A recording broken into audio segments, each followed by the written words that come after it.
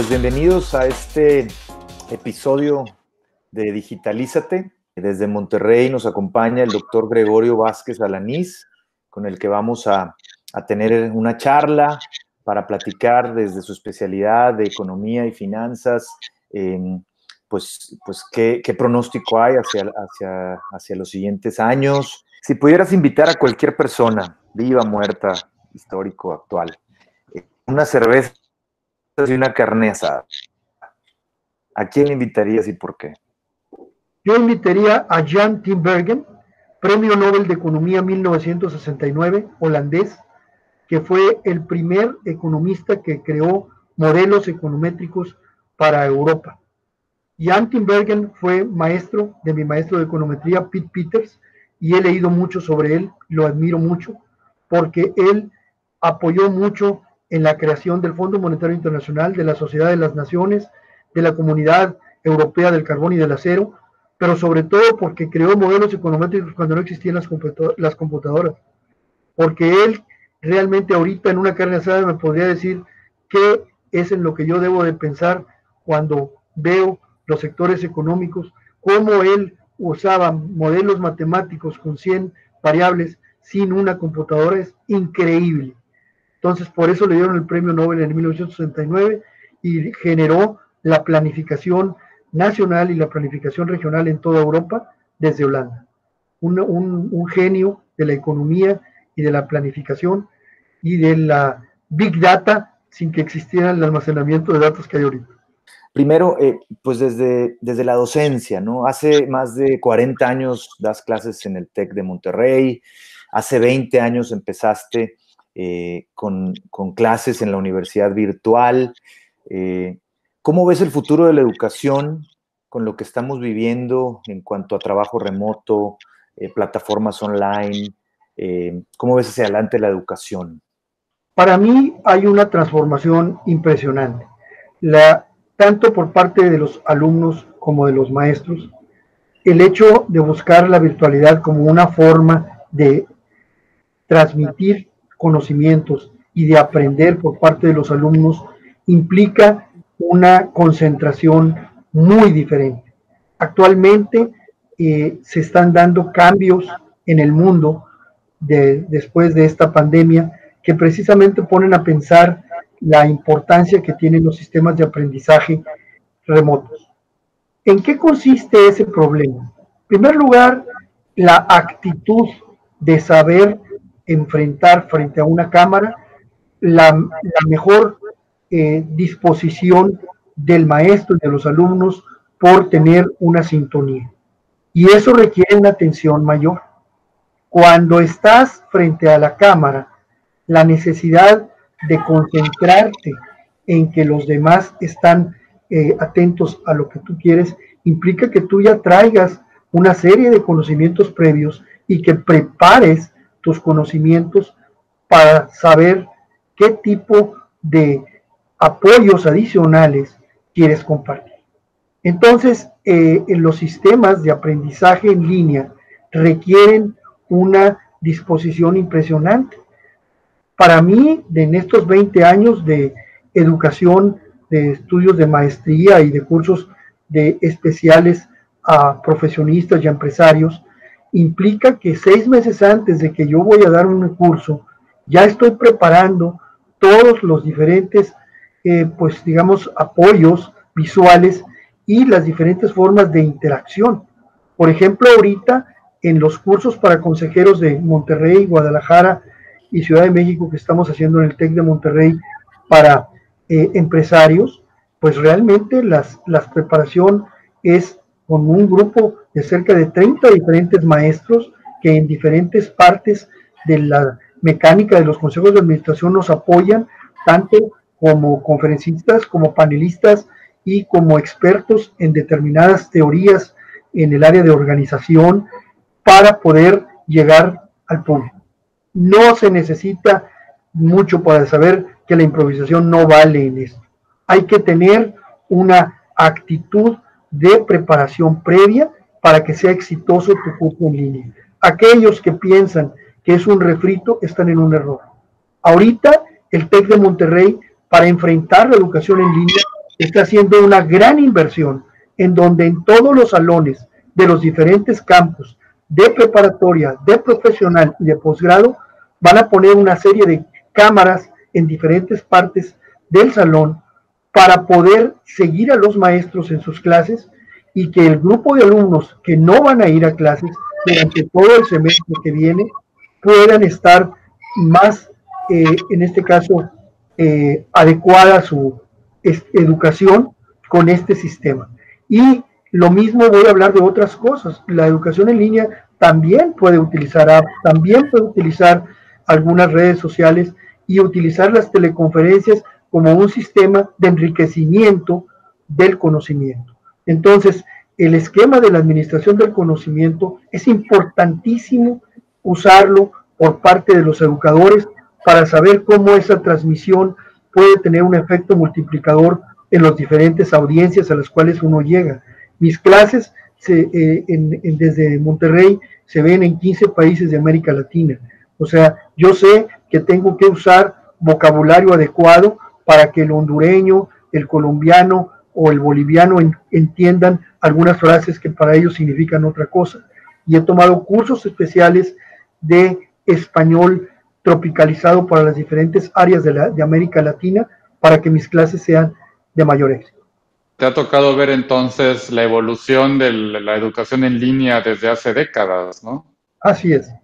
Y sobre todo he visto también cómo los alumnos se han ido adaptando. Algunas veces los alumnos decían que era muy poco, pues digamos, que aportaba poco valor y no tomaban las clases en línea cuando era opcional. Ahora no. Ahora, sabiendo quién es el que es el maestro del curso en línea, pues a veces yo les gano a otros competidores presenciales para que vean mis clases en línea. Yo sé que estoy en competencia y saber que entre mejor te valoren y te califiquen los alumnos y evalúen tu curso, pues más te van a pedir que lo hagas. Esta idea de la educación a distancia salió o empezó por la televisión, ¿no? Yo recuerdo de niño que había unos canales educativos que transmitían todo el tiempo clases y yo decía, esto nunca va a funcionar, y hoy en día todos los niños del mundo están tomando clases, bueno, todos los niños y estudiantes están tomando clases a través de las nuevas televisiones que son las computadoras, ¿no? Oye, pero qué bueno que me dijiste eso porque te voy a platicar cómo empezábamos cuando transmitíamos por televisión. En los primeros años el TEC tenía educación satelital, entonces tenía un esquema de transmisión en tec.com y en lo que es la universidad virtual. Entonces a los maestros era como si fuéramos artistas. Había maquillistas que nos preparaban antes de empezar la clase y teníamos diferentes horarios de tipo satelital, pero era muy costoso. En la actualidad, todas las clases son en línea y ya no usan el esquema satelital. Entonces, cuando empezábamos, hubo 3 diferentes esquemas. Un esquema que eran los maestros que íbamos presencialmente a clase, las clases 100% en línea, que los veíamos primero por satélite y luego por en línea. Y la tercera era lo que llamaban la educación ejecutiva, 50% del curso en línea y 50% presencial. Entonces, por ejemplo, las clases en Quito, Ecuador, en Bogotá, yo iba la mitad de las horas allá y el resto era por medio de la computadora. Y había una ciudad nada más en México, que era Cuernavaca, que ellos no querían educación en línea completa y pidieron, igual que los sudamericanos, que así como íbamos los maestros a Bogotá, a Medellín, a Quito, a Ambato, en Ecuador, a La Paz o a Panamá, que fuéramos también a Cuernavaca. Entonces, el grupo de alumnos eran directores de empresas farmacéuticas y ellos exigieron que los maestros con mayor, en este caso, experiencia como yo, fuéramos los maestros que fuéramos a Cuernavaca la mitad de las horas y el resto por internet. Entonces, realmente esa evolución tuvo mucho éxito y el TEC lo apoyó y durante años estuve yendo yo a diferentes ciudades los fines de semana a cumplir con mi horario que me tocaba para cada una de las sedes que estoy mencionando. Oye, Gregorio, esto que cuentas me hace pensar que también la comunicación dentro de las empresas está cambiando o ha cambiado. Lo hemos visto también en gobiernos, reuniones de Estado hechas ahora a distancia o reuniones de consejos de empresas.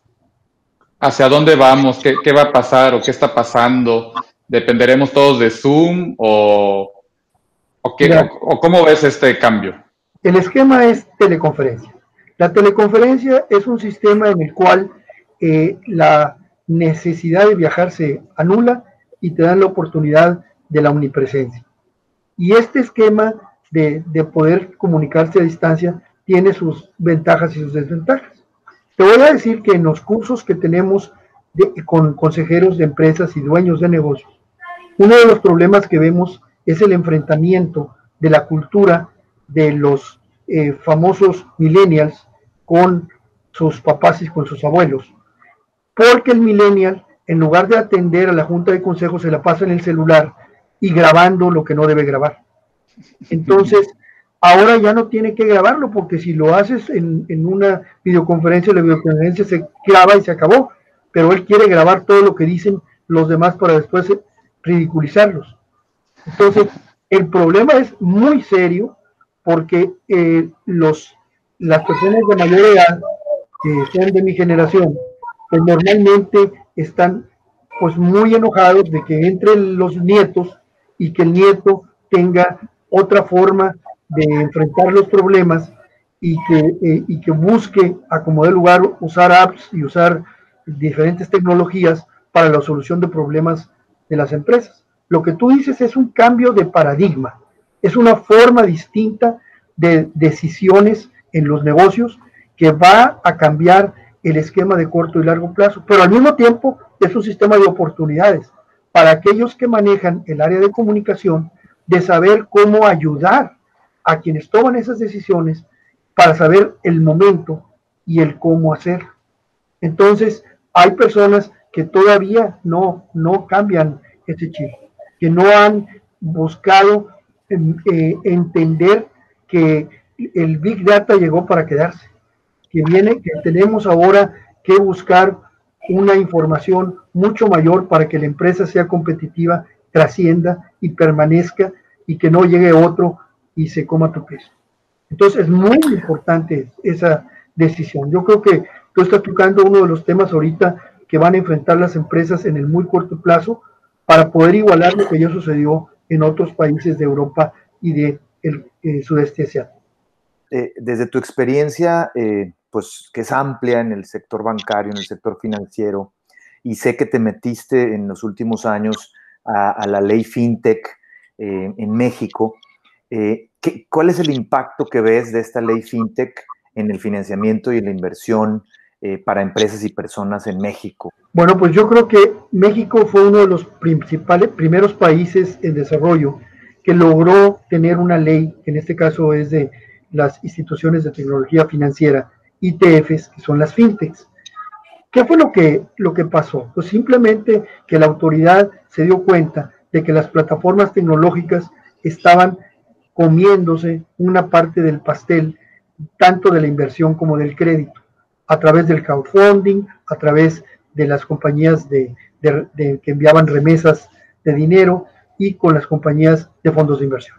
Entonces era necesario que hubiera una legislación especializada para esas empresas de tecnología financiera. La ley FinTech entonces lo que hace es generar las pautas, el patrón de medida para poder saber cómo las operaciones de tipo virtual van a ser legisladas también para aspectos fiscales. O sea, no es nada más el esquema del registro de la operación, sino también de poder evitar el lavado de dinero y poder en alguna forma establecer qué es lo que la ley permite en cuanto a actividades que son, pues en alguna forma necesarias y que se van a ir dando cada vez más, y que los bancos lo vean como una complementariedad al servicio de inversión y crédito. Y la ley FinTech viene a ayudar mucho a que se entienda a fondo a esas operaciones virtuales, incluyendo las criptomonedas y todo lo que se refiera al blockchain, a esas cadenas de bloques en cuanto a cómo se va a transmitir la información, y es a lo que se llama el nuevo esquema del Internet de valor o Internet del dinero. Entonces, la creación de medios de pago, que eso es realmente lo que genera el blockchain a través del Bitcoin y de las demás criptomonedas, ahorita se habla más de 2.000 distintas criptomonedas en el mundo. Y esas criptomonedas son formas de pago que tendrán que, en alguna forma, ser entendidas por diferentes gobiernos, pero hay que ver de dónde viene todo. O sea, el señor Chaum, el creador del Bitcoin en el 2008, inició una verdadera revolución en los esquemas del uso de estas nuevas tecnologías para poder, pues en alguna forma, dejar de involucrar a los diferentes jugadores en esto. Entonces yo creo que hay un cambio importante, y ese cambio importante va ligado a la forma de ver las cosas. Justo hoy, en este sentido, anunció Brasil que suspende las transacciones a través de WhatsApp que habían empezado la semana pasada, y tengo entendido que en México ha habido pruebas desde el año pasado, con Banorte, por ejemplo, con Santander, no sé qué otro banco está involucrado. ¿Cómo está afectando la tecnología el panorama financiero de las empresas? Efectivamente, la tecnología, como dices tú, ha afectado a las empresas en una forma muy importante, en diferentes aspectos. Primero, la más importante es en la productividad y en la logística. Con la tecnología se está cambiando la forma de elevar su nivel de producción con relación a los insumos utilizados. Entonces, a través de diferentes cambios en las diferentes técnicas de producción, pues obviamente se logra formas de poder competir en forma impresionante. ¿Quiénes hacen eso? Aquellas empresas que tienen recursos sobrantes o que tienen formas de financiarse. Vamos a hablar a fondo. Los cambios tecnológicos se hacen para aumentar las tecnologías de capital intensivo. En aquellos países como los europeos, sobre todo los del norte, Alemania, Suecia, Finlandia, donde hay mucho dinero, tú puedes quitar una serie de actividades que llevan mano de obra porque allá es muy cara. En cambio, en los países de mano de obra intensiva, pues esas tecnologías vas a batallar para poderlas usar, porque ¿qué vas a hacer con esa gente? La cultura nos dice que tenemos que ir planeando poco a poco cómo meter los drones y los robots a las empresas. La robótica hoy es maravillosa, pues sí, pero cuesta mucho, y en los países de capital intensivo lo puedes hacer, pero donde hay tanta mano de obra no es posible hacerlas, porque traerías un problema de desempleo masivo impresionante. Yo he visto diferentes estudios relacionados con la cultura del desempleo por la tecnología y te asustas. La otra parte donde yo veo la utilización muy fuerte es en el área de las cadenas de valor, de la logística. En las cadenas de valor, a través de controles por métodos de transporte, tú logras disminuir, haciendo más eficiente los esquemas de fletes, de almacenaje, de usuarios, y de poder llevar al consumidor por medio del Salesforce mucho de los productos hacia el consumidor final. Entonces, los esquemas de comunicación usados en este punto de la cadena de suministros, pues le dan a las empresas ganancias impresionantes para aquellos que se quedaron en los dinosaurios de ir casa por casa ofreciendo los productos a ellos. Eso ya pasó. Estamos viviendo un momento en donde el person to person y el business to business es la nueva forma de hacer negocio. Realmente el e-business, el e-commerce, el e-government, implica el e-procurement, nos dan unas herramientas impresionantes de un cambio de pensamiento en quien dirige las empresas. Y aquellos que no lo usan, pues realmente deben de retirarse y de irse a algún asilo, porque en el momento actual, el que no tiene estas herramientas tecnológicas, realmente se lo comen inmediatamente los competidores. ¿Y cómo influye la tecnología en las decisiones financieras de las empresas? En términos de mano de obra y de logística, ¿en qué otro aspecto? Bueno, primero que nada en el costo financiero. Cuando usas la tecnología financiera por medio de sistemas de información en línea, el costo del dinero, sabiendo cómo se están manejando las tasas de interés, los precios de las acciones, los tipos de cambio de monedas, generan grandes ahorros en las decisiones financieras para poder tener financiamientos con un costo menor. Tanto en inversiones como en crédito, los responsables de la dirección financiera de las empresas utilizan esta tecnología para poder en alguna forma seleccionar entre las diferentes herramientas de inversión y de crédito, tanto con instituciones bancarias como a través del mercado de valores. Entonces yo considero que ahorita los financieros que dominan la econometría, que dominan todo lo que son las decisiones de aplicaciones financieras en los negocios, son los que llegan a tener los mejores resultados. Hay unos algoritmos ahora en algunas, conectados a algunos productos financieros que te permiten, como decías hace un momento respecto a los robots, suprimir a la persona que está, se me fue la palabra, a la persona que está haciendo la compra-venta Sí. de acciones o de valores o lo que sea, de bonos, y todo se maneja ahora con algoritmos. ¿Cómo puede influir la tecnología en las decisiones patrimoniales, ya no de empresas, sino de personas privadas? Lo primero es que quien toma las decisiones financieras de su propio portafolio de inversiones tenga las aplicaciones adecuadas y también pues use la información en forma correcta. Si bien la información es tan vasta y fácil de obtener, también es importante el saber el momento, cuándo comprar, cuándo vender. Y para ello hay modelos econométricos que te permiten entrenar ciertas variables para poder saber el momento. Esto se llama análisis técnico, que es diferente al análisis fundamental. El análisis fundamental es cuando entiendes estados financieros de empresas, entiendes la macroeconomía y te da una visión general de qué hacer y en qué invertir. Pero el cuándo invertir es lo que tú dices. Ahí es cuando se usan los algoritmos. Entonces, aquellas personas que únicamente deciden por aspectos técnicos pueden también perder mucho dinero, porque pueden usar esas tecnologías en el momento que no es lo correcto.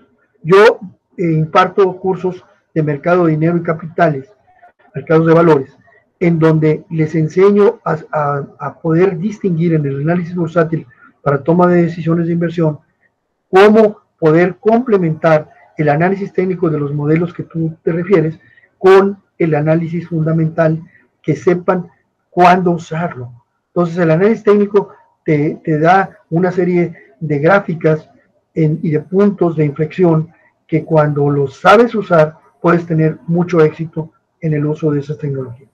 Hoy veía una entrevista con el director general de Impossible Foods, esta empresa que sacó la carne que no es carne, sí, que anunciaron una alianza con Starbucks, de que ya está el Impossible Sandwich en Starbucks, y la acción de ayer a hoy subió en buena medida, pues por toda esa, más hacia el lado fundamental de haber lanzado algo muy nuevo en una cadena con una gran presencia y que pues las dos marcas van juntas, Impossible Foods y Starbucks, ¿no?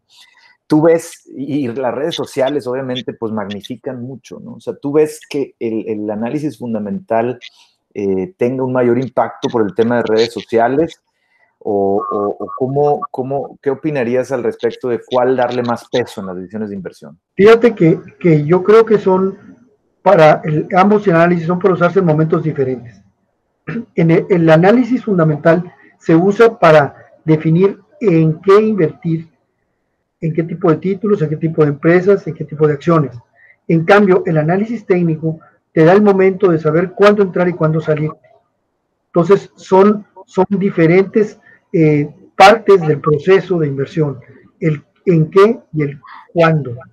Entonces, aquellos que nada más están comprando y vendiendo, están haciendo rico a las casas de bolsa, porque les están pagando el porcentaje de entrada y de salida muchas veces a la semana o al mes.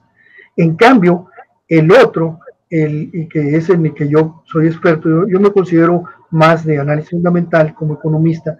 Entonces, yo lo que veo es el bosque. Yo no me quiero perder en las ramas de un pájaro.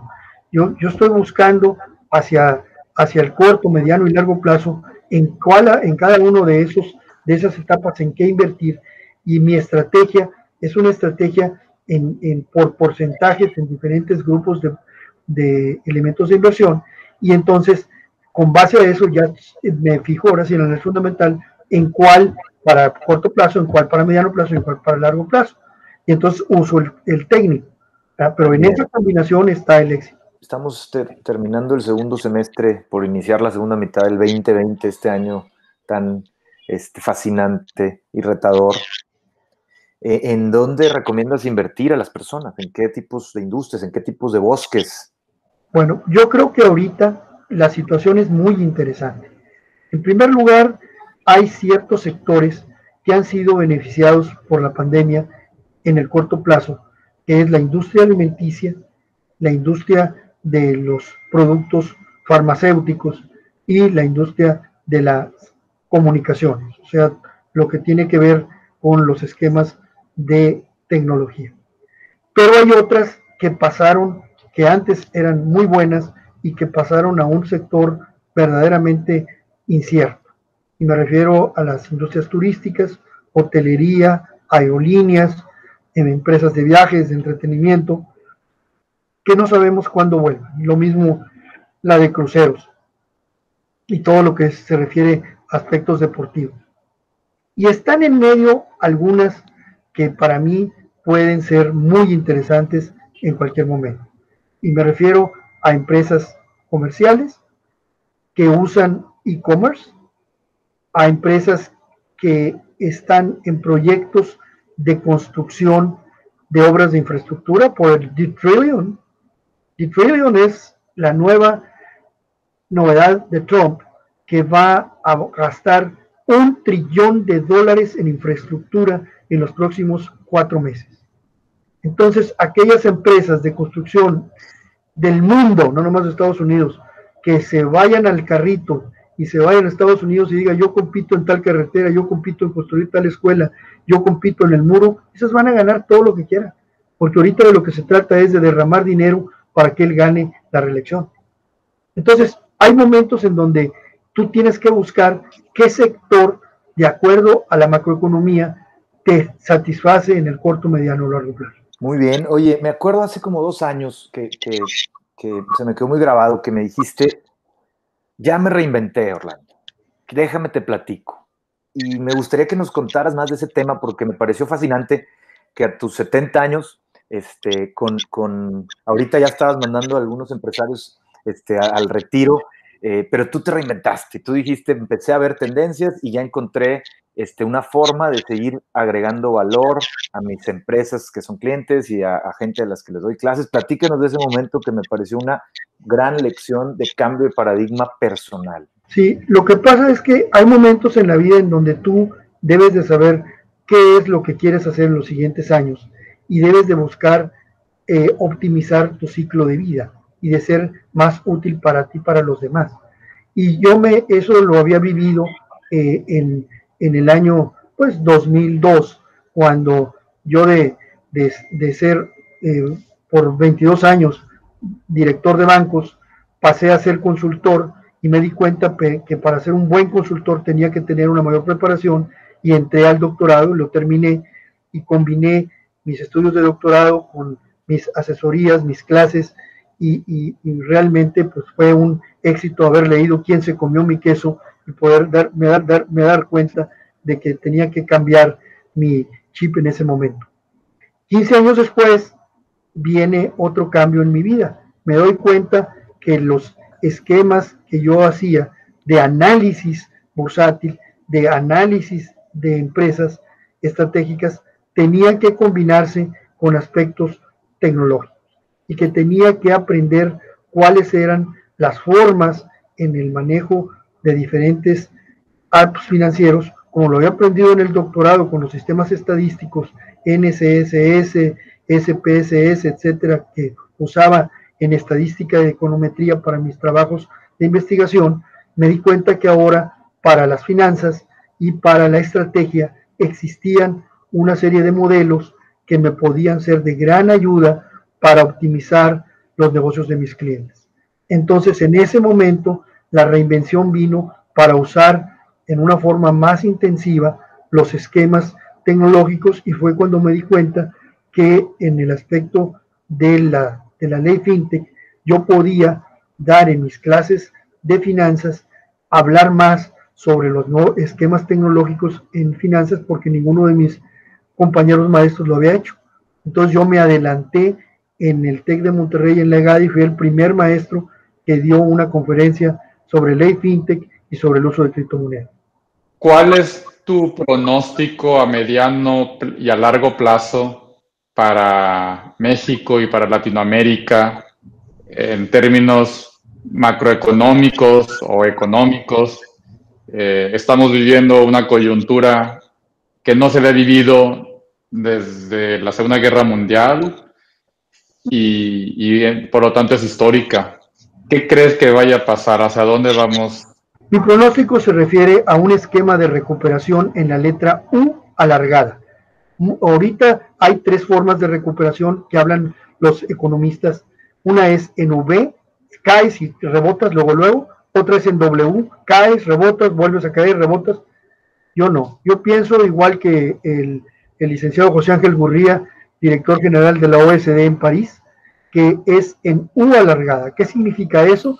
Que caes y por un periodo de 8 o 10 meses estás muy abajo y luego empiezas a subir rápidamente cuando la vacuna llegue y cuando la preparación en el mundo para inyección de capital bajo nuevos esquemas, sobre todo en el área de comercio electrónico, con un nuevo esquema contact free y con otras formas de enfrentar al cliente, y las empresas que tengan esas tecnologías son las que van a tener éxito. Ya tenemos que olvidarnos de estar poniendo sucursales en todas partes y pagando rentas. Se acabó. Tenemos que tener esquemas tecnológicos de punta para poder enfrentar tecnologías que nos bajen los costos para ser competitivos. Aquellos que tengan costos fijos de los años anteriores se quedaron allá. Adiós. Lo que necesitamos es entender que el mundo va a tener recesión en 2020 y 2021, y las recuperaciones que se van a empezar dando en 2022 van a ser con otros valores. Las bolsas de valores van a estar concentradas en empresas que antes ni existían. Vamos a ver una serie de startups que tienen que ver con nuevos esquemas de poder enfrentar una nueva realidad. Asombroso, pero me confirmas alguna noticia que leí hace poco, que Zara o Inditex cerró 1,200 tiendas. Por supuesto. Y que están trasladando todo a la venta en línea. Sí. Sí, por ahí viene el punto. Aquellas empresas que tienen una gran cantidad de espacios físicos, o los hacen chiquitos o quiebran. Se declaran en Chapter 11. Y lo mismo sucede con las empresas que no tienen apoyo del gobierno. Fíjate que en América Latina, Enrique, está sucediendo algo que te voy a comentar. Países como Colombia y como Panamá no apoyaron a sus líneas aéreas, y las líneas aéreas tienen 2 meses con todos sus aviones parados. Avianca y Copa, que es LATAM Airlines. LATAM Airlines en Chile también está parada. Son 3 líneas aéreas con graves problemas ahorita, que no sabemos qué vaya a pasar con esos aviones y con esas aerolíneas, porque no hubo el apoyo adecuado. En cambio, Trump a 8 aerolíneas les metió gran apoyo de gobierno para que ninguna quebrara. Todo el dinero del mundo. ¡Wow! O sea, las políticas contracíclicas es lo que hay que usar cuando hay situaciones económicas como de problemas como la que estoy mencionando. Muy bien, Gregorio, te agradecemos mucho. Si alguien quisiera interesarse en tus cursos, ¿dónde te puede encontrar? No sé si uses redes sociales o si hay posibilidad de que alguien se inscriba a alguna de tus pláticas. ¿Cómo no? Yo estoy en el de Monterrey, mi email es gva@tec.mx. Estoy para servirles y me da mucho gusto realmente participar con ustedes en este esfuerzo de Digitalízate. Estoy totalmente consciente que esto es lo que hace que las personas pues tengan información sobre lo que está sucediendo en nuestro mundo, un mundo interconectado y con una gran tendencia a la tecnología y a la cibernética. Muchas gracias por haberme invitado.